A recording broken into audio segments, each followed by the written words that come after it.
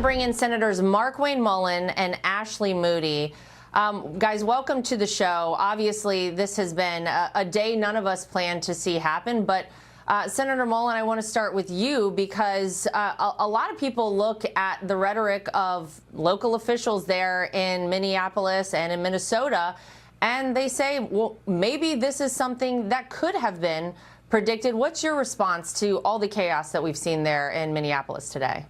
Well, first of all, the mayor and the governor both have blood on their hands. Without question, the rhetoric that they use, because words do matter, has driven this type of violence because they have emboldened the individuals on the streets to behave this way. They feel like they're invincible. Why? Because the elected officials, even the Democrat Congresswoman Omar has even incited violence by saying we have to fight. We got to stand our ground. Governor Waltz was saying that the occupation of his state and of his city needs to end, that they need to withdraw their troops. I mean, words like that, he knows exactly what he is saying. He knows who he is speaking to when that is taking place. When the mayor and the governor purposely call off state and local police and say that they are not going to assist in any way for what? For the federal officers to do their job? I mean, tell me what crime the ICE is doing other than doing their job by getting those that the Biden administration let in by the tune of over 10 million individuals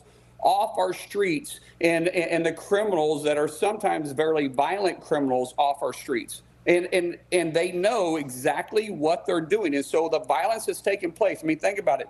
Today, there's a report of an ICE officer getting his finger bit off. And then, unfortunately, a deranged individual that came in to cause max damage with a loaded pistol with an extra mag that was completely loaded was shot and killed.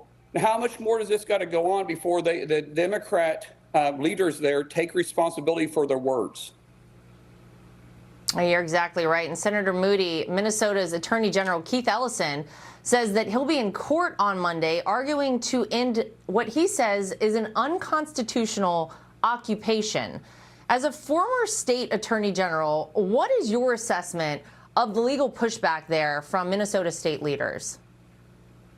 Yeah, that's a great question, Laura, and thank you for highlighting that. It was great to hear from my friend and colleague, Senator Mullin, talking about how this rhetoric, referring to our federal law enforcement officers as modern-day Gestapo, et cetera, is inciting this type of behavior, and pointing out that what are supposed to be considered the top cops of their state. You referred to Attorney General Ellison bringing this lawsuit. Remember, this was an attorney general who has no focus on safety and law and order. He poses with the Antifa handbook and encourages subversive behavior, and that's exactly what he's doing, while these state leaders suggest that it is the other side of the aisle creating chaos. Look at the Arizona AG, who just yesterday, by the way, this is an AG who got voters to elect her to be the top cop. She's never practiced law. She was a law professor. She's a radical. And she comes out yesterday and says people should use stand your ground laws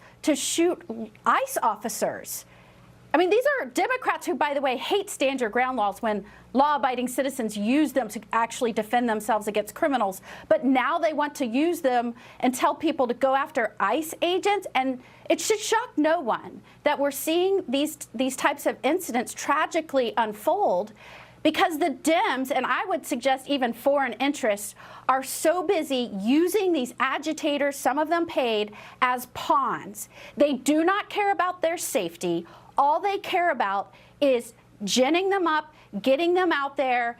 They want them to put themselves in harm's way because it helps them create this frenzied, false, deceptive narrative. And all they care is about winning a partisan narrative war. That's right. I hope people are watching this and they are hearing what I am saying.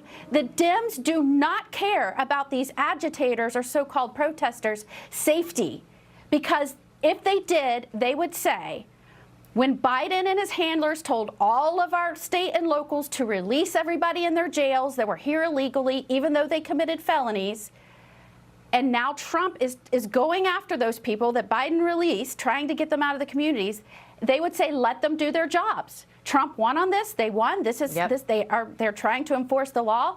Don't just let them do their jobs. I got an idea, state and locals. Why don't we help them? That will bring peace and order and safety, real safety, to the communities, not ginning up these agitators.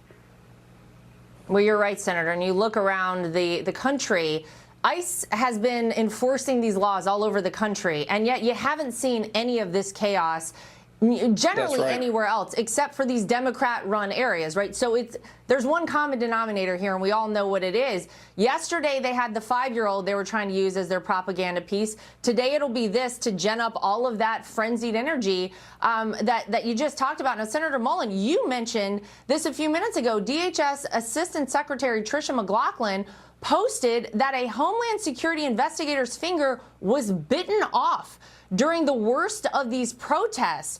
I mean, this hate and vitriol against law enforcement officers really cannot continue. It doesn't matter what your political views are. That is absolutely wrong, and everyone should be condemning it. Yeah, and keep in mind, too, ICE would even be on the streets if the local and state law enforcement was doing their job, because what ICE should be doing is simply going to their jail and picking these illegals up and deporting them. That's the way it's worked in the past. And then what the local law enforcement would do was reach out when they need to serve a warrant. In the past, they just simply go to the jail. But since local law enforcement isn't willing to do their job, President Trump ran on restoring law and order and safety and peace back on our streets. And that's exactly what he's doing.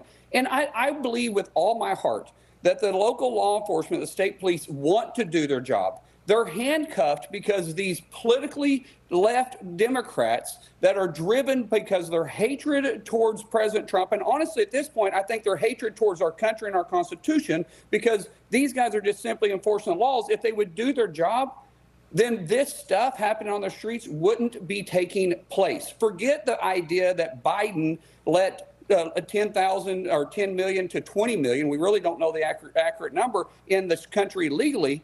Today's the day we're talking about. Yesterday's yesterday. Today, we've got to enforce the laws to restore law and order, and so law-abiding citizens can go outside their streets and enjoy the beautiful country that we have.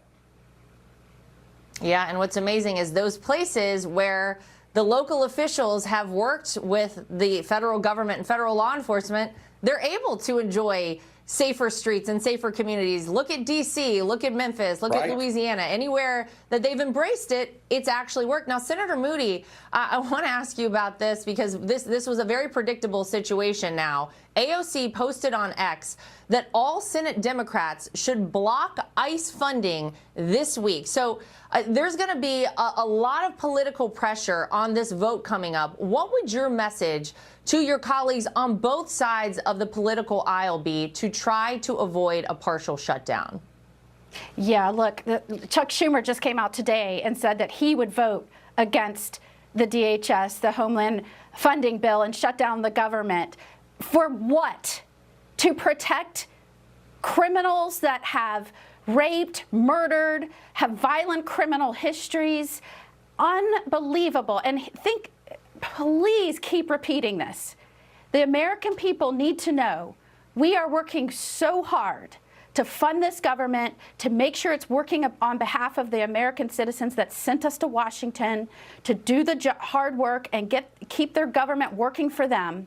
And the Democrats are saying they're going to shut down the government because they don't want federal law enforcement to enforce the laws. And the main reason they are doing this is because they want to protect the people that are here illegally that have committed crimes against their communities. And these are very dangerous operations. When you try and go after someone who has committed crimes and arrest them, they are dangerous. It's not only dangerous to law enforcement, it's dangerous to anyone that is around. And so for everyone's sake, I've proposed legislation, the HALO Act. Senator Mullin has signed on to that. It's gaining traction, and that would give a 25-foot buffer to these federal law enforcement officers when they are doing these dangerous jobs and trying to arrest people. So I would say two things. Number one, the Democrats need to get their heads on straight and remember who they're serving, and that's this country and its citizens, and fund this government. And number two, why don't they get on board with Senator Mullin and myself and push forward legislation that will keep everyone safe while federal law enforcement are doing their jobs? Absolutely. Senators, thank you so much for spending time with us tonight. Let's get it done. Let's keep everybody safe in the meantime. Thank you so much. Thanks for having Great us to be on. with you.